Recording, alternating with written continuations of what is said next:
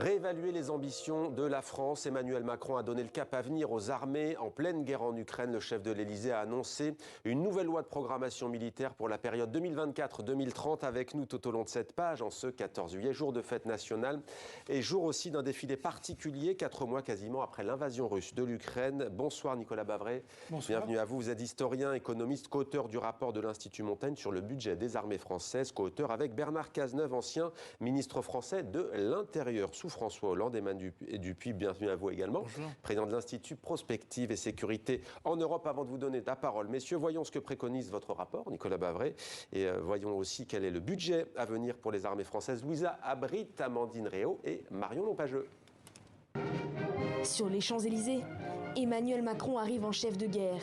Il vient d'annoncer une nouvelle loi de programmation militaire 2024-2030. Selon lui, la France est entrée dans une économie de guerre et doit maintenant ajuster les moyens aux menaces. Fort de ce nouveau contexte, on doit absolument réinvestir dans tous nos stocks et nos capacités. Le budget des armées ne va pas diminuer.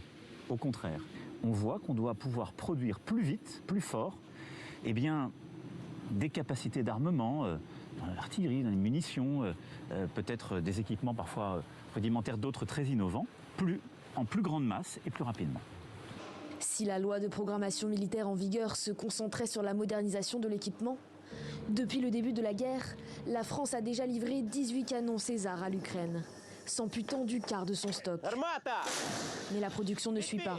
Et avec le retour des conflits de haute intensité sur le sol européen, les stocks de munitions sont au cœur du débat. On s'aperçoit que dans la guerre de haute intensité, il y a une consommation énorme d'obus. Alors je ne parle pas de la consommation des Russes, qui en font de façon exponentielle, mais même nous, ça serait une consommation bien plus importante. On pense qu'il y aurait aujourd'hui quelques jours de munitions pour une guerre à haute intensité. Alors que 78% des Français seraient favorables à une augmentation du budget de l'armée, il atteindra 44 milliards d'euros en 2023. Sur fond de guerre en Ukraine, d'autres pays européens revoient leurs dépenses à la hausse. L'Allemagne, par exemple, se réarme avec un fonds spécial de 100 milliards d'euros.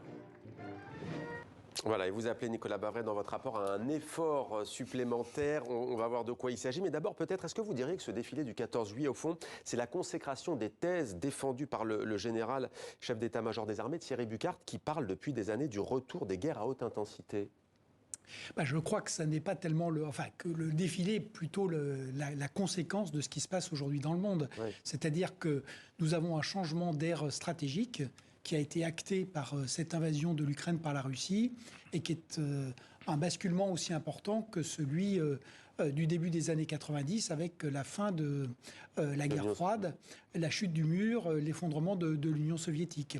Donc, dans les années 90, on avait refait des armées autour de la dissuasion et puis de la projection de force, notamment la participation à des coalitions ou à des opérations extérieures, avec l'idée qu'il n'y avait plus de menaces directes, frontales, essentielles sur le territoire et la population de notre pays. Et c'est ça qui a volé en éclats. Changement de paradigme. Voilà, changement de paradigme. Alors, on le voit, donc l'Allemagne a changé spectaculairement, vous l'avez dit, avec 100 milliards d'euros qui vont être dépensés en 5 ans. L'Union européenne a changé spectaculairement en acceptant de financer, d'aider l'Ukraine, y compris sur le plan militaire, et puis en décidant de sanctions massives. Les États-Unis ont changé, puisque contrairement au pivot vers l'Asie, maintenant, on a de nouveau 100 à 120 000 soldats américains déployés en Europe, y compris en Pologne ou dans les États baltes. Et puis, l'OTAN a changé, on l'a vu à Madrid, avec des décisions spectaculaires. Le retour à une défense de l'avant, 300 000 hommes mobilisables rapidement. Et donc, la France ne peut pas rester à l'écart. Elle aussi doit changer. Et ce changement se fait effectivement autour du retour d'une menace existentielle et de cette nécessité de se préparer au combat de haute intensité. Et justement, on va voir si elle est prête à se préparer au combat de haute intensité. Emmanuel Dupuis, au début, certains disaient que le chef d'état-major des armées est malin. Il parle de cette thèse de guerre de haute intensité pour obtenir des budgets. La guerre en Ukraine, on vient de l'entendre, lui donne raison. Alors, quand le général Burkhardt a évoqué la guerre de haute intensité, c'était au moment du nouveau concept stratégique de l'armée terre en octobre dernier. Donc, évidemment, on était loin de la guerre en Ukraine. Mais la guerre, l'évocation de la guerre de haute intensité, ou le retour de la guerre tout court, ne saurait limiter la pensée plus stratégique du chef d'état-major et du président de la République, qu'il a redit hier de son discours devant les forces armées à l'hôtel de Brienne, et de nouveau aujourd'hui. À tout système d'armes impacte automatiquement des hommes qui mettent en application ces systèmes d'armes, d'où la nécessité de renforcer ce qu'on appelle la base industrielle, technologique et de défense. On y reviendra sans doute, à se préparer à une économie de guerre. Nous ne sommes pas en guerre, mais nous devons avoir les capacités de renforcer nos stocks au cas où nous devrions donner, vendre, prêter du matériel à nos partenaires. Et puis il y a la dimension du nouveau paradigme stratégique. La guerre de haute intensité s'impose sur le continent européen, elle s'imposera demain sous d'autres latitudes, en Indo-Pacifique peut-être. C'est en tout cas ce qu'il faut comprendre en filigrane du discours du président. Mais surtout, derrière le concept de haute intensité, il y a un changement de paradigme. Les livres blancs précédents évoquaient un triptyque que nous connaissions finalement de manière assez bien depuis le livre blanc de 2008, de 2013 et la revue stratégique, le triptyque paix, crise, guerre, auquel maintenant répond une nouvelle logique dans laquelle l'économie est importante, la contestation, la compétition, éventuellement l'affrontement. Alors, avec l'idée, je termine. Oui. Avec cette idée qu'il faille faire la guerre sans la faire. Ça peut paraître paradoxal, le président l'a répété, tout faire pour éviter une confrontation directe. Voilà, on est le 14 juillet, la guerre en Ukraine continue. Regardez juste cette image, 3 missiles qui ont touché un immeuble de bureau à Vinistia dans l'ouest du pays, région plutôt épargnée par cette guerre. Il y a au moins 21 morts, 90 blessés selon l'Ukraine. Moscou qui ne relâche pas la pression aussi sur le Donbass et dans le sud du pays avec toute une série de frappes recensées localement. Nicolas Bavrez, de quoi manque l'armée française pour faire face par exemple à une guerre de type de celle à laquelle on assiste avec ces images qu'on vient de voir et combien et à quoi va servir l'argent injecté? On parle de 50 milliards en 2025. Alors ça, c'est de toute manière ce qui était prévu, puisque l'actuelle loi de programmation militaire avait prévu à partir de 2023, donc aujourd'hui le budget en 2022 est de 41 milliards. L'Institut Montaigne demande plus d'efforts. Et il était prévu de réinvestir 3 milliards par an, donc de 2023 à 2025. Donc ce qui est prévu pour l'instant, c'est d'aller effectivement à 50 milliards. Donc le problème qui est posé, c'est que jusqu'à présent, donc les modèles d'armée correspondent à des scénarios. Et ce qu'on appelait le scénario de la haute intensité, c'était l'idée de pouvoir mobiliser 15 000 hommes en 6 mois. On voit très bien avec ce qui se passe en Ukraine qu'aujourd'hui, c'est complètement décalé. Même la Russie a du mal. Par rapport à ce qui se passe. Et effectivement, tout le monde a du mal compte tenu du degré d'intensité de la violence déployée en Ukraine. Donc, il y a plusieurs questions qui sont posées. D'abord, il y a la question du volume des armées. Est-ce qu'il ne faut pas prévoir de l'augmenter, notamment effectivement d'augmenter le nombre d'hommes, particulièrement de l'armée de terre? Aujourd'hui, c'est environ 80 000 hommes. La deuxième idée, c'est est-ce qu'on a les bons matériels? Et par exemple, en matière de drones, on a de grosses lacunes.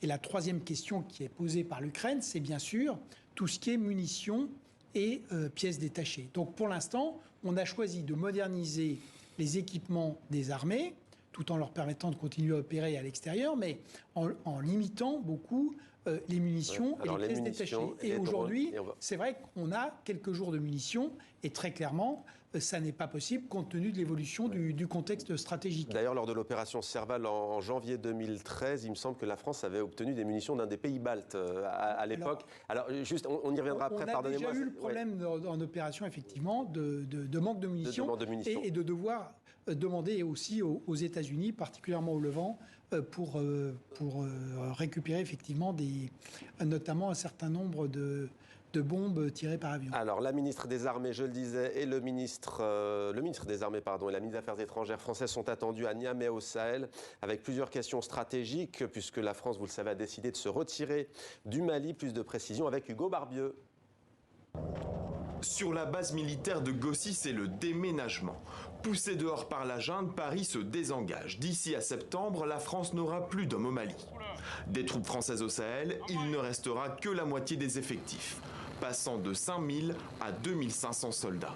Alors la France revoit sa stratégie militaire, comme l'explique la ministre des Affaires étrangères. Nous menons actuellement des consultations avec nos partenaires concernés pour définir avec eux, et en fonction de leurs demandes et de leurs besoins, la nature des appuis que nous pourrons leur fournir. C'est donc une armée de deuxième ligne qui se dessine dans la région. Au Sahel, Paris a un nouveau partenaire privilégié, le Niger. 1 millier de soldats français y seront postés. 3 avions de combat, 6 drones armés, ainsi que 4 à 6 hélicoptères. Paris l'assure, ses forces agiront en soutien et non plus en substitution aux armées locales. Emmanuel Macron parle d'un changement de paradigme. Une nouvelle attitude de l'armée française, c'est aussi le souhait des populations africaines, selon cet expert ivoirien. Aujourd'hui, ce qui choque par-dessus tout, c'est l'armée française en première ligne. L'armée française présente physiquement sur le terrain. Ça doit se faire de moins en moins. Et je pense que ce n'est pas la formation, l'appui, le soutien qu'on va tous ensemble permettre aux armées africaines de répondre aux défis sécuritaires. Pour lutter contre le terrorisme, la France peut aussi compter sur un allié de poids, la puissante armée tchadienne. Mais la crainte d'une menace djihadiste qui se déplace vers le golfe de Guinée pousse la France à se tourner vers le sud de la bande sahélienne. Le ministre des Armées Sébastien Lecornu sera en Côte d'Ivoire le 16 juillet. Son homologue a déjà fait savoir qu'il attendait le soutien de l'État français. Emmanuel, puis votre réaction, ça c'est le grand enjeu pour les armées françaises, le Sahel et l'Afrique. À côté de la haute intensité, il y a aussi la basse intensité et les opérations de contre-terrorisme que nous avons menées sur le théâtre sahélien à partir de janvier 2013, avec cette extension sur un théâtre d'opération beaucoup plus large que le Mali, d'où la nécessité de continuer la lutte contre le terrorisme. Le Niger remplace le Mali, du coup. On évoque un retrait total le 17 août, voire fin août de l'armée française. La dernière base française qui reste au Mali, donc la base de Gao, est en train de migrer progressivement vers Niamey. C'est une opération absolument considérable en matière logistique, 4000 containers, à peu près encore 1 millier d'hommes, et bien évidemment autant de matériel à transhumer d'un pays vers un autre. Mais là, on entend plein de grands mots, paradigme, changement de stratégie. Mais qu'est-ce qui fait que les armées françaises vont réussir là, dans l'avenir, ce qu'elles n'ont pas réussi en quasiment 10 ans ? Alors, il s'agit d'un redéploiement, au sens littéral du terme. Je ne suis pas certain qu'il s'agisse d'un changement de paradigme. On continue à lutter contre des groupes armés terroristes qui se sont adaptés à nos méthodes, qui se sont éparpillés dans une région plus large que initialement le Mali, et donc par la suite le Sahel, désormais vers les pays du Golfe de Guinée. Et vous parliez des drones. Les drones militaires, c'est la seule région où l'armée française les a déjà utilisés. On va parler après de celui qui a défilé dans le ciel parisien. Les drones armés, c'est pas la même chose. Ouais. Mais ça a été de longues luttes, parce que pendant très longtemps, la France s'est refusée à armer ses drones. Ouais, et les premières frappes ne remontent qu'à 2017. Ouais. Nicolas Bavret, cette image, donc voilà, c'est aussi l'image du jour, ce drone, qui n'est pas de fabrication française d'ailleurs. Non, c'est un des échecs cruels de notre pays, parce que, et très paradoxal, puisque la France avait toutes les compétences industrielles, et en réalité... là, c'est fabrication américaine et israélienne, c'est ça, c'est un drone américain. Américain. C'est un drone américain qui a été acheté et déployé effectivement pour la première fois en Afrique avec des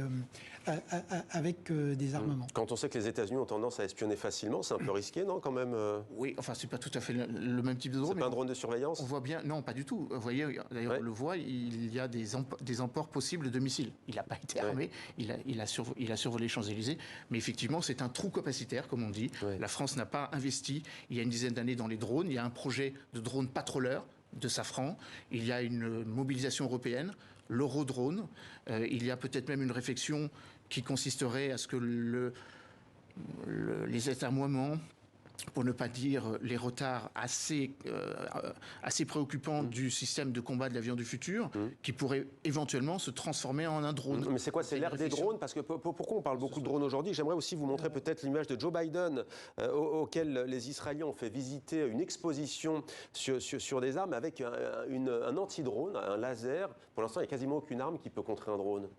Alors, on parle beaucoup de drones pour une raison simple, c'est que les drones ont été décisifs dans tous les récents conflits. En Ukraine, là, il y a le drone turc Bayraktar, on parle de l'Iran, enfin les États-Unis. Ça a été vrai aussi dans le Haut-Karabakh, ça a été vrai également en Libye. Et par ailleurs, on a vu des pays qu'on n'attendait pas, comme la Turquie, développer des armes qui sont à la fois robustes, efficaces et pas très chères.